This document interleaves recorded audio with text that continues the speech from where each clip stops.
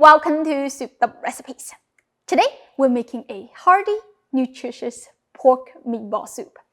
Normally, a proper Chinese dinner has a standard called 一荤一素一汤, which means a meat dish, a vegetable dish, and a soup.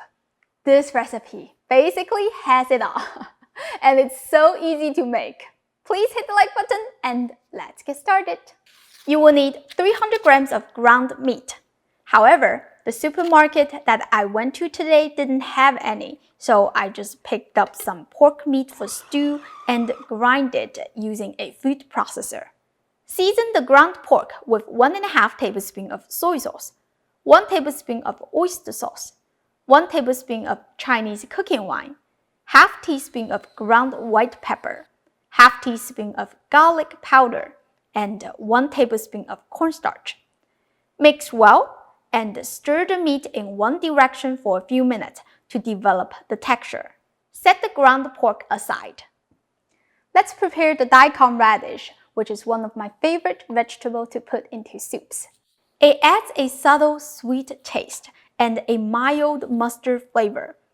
If you don't like it, switch it to cabbage, spinach, or carrot. Julienne the daikon radish thinly. You can also use a vegetable slicer to save time if you have one. Preheat a clay pot until nice and hot. You can also use a stock pot if you want.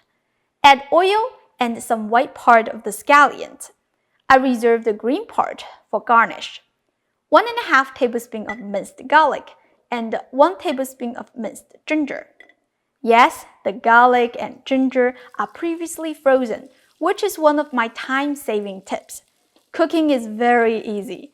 The laborious part is actually all kinds of tedious cutting and prepping, like peeling garlic and mincing them, so I always process a large amount with a blender, freeze them, and use them as needed.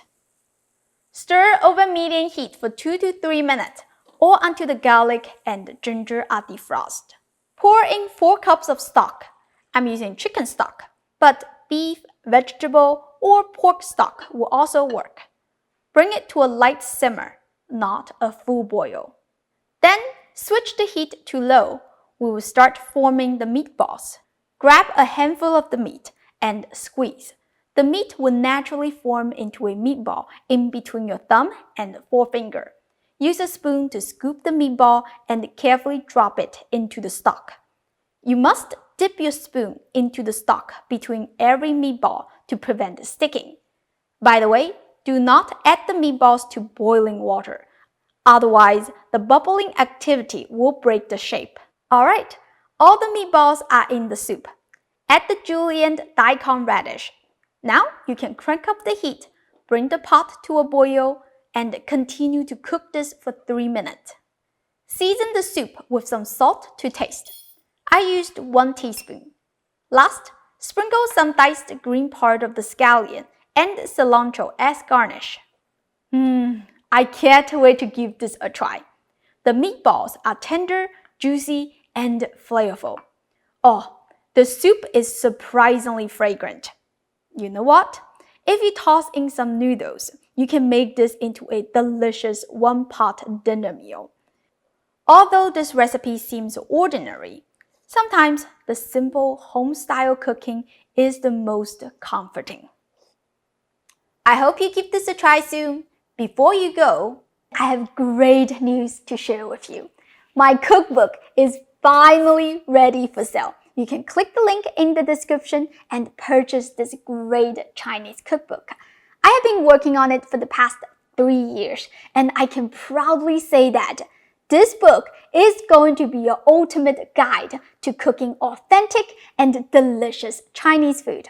I carefully selected 168 recipes featuring popular takeout dishes, easy family meals, various regional specialties, and classic traditional delicacy.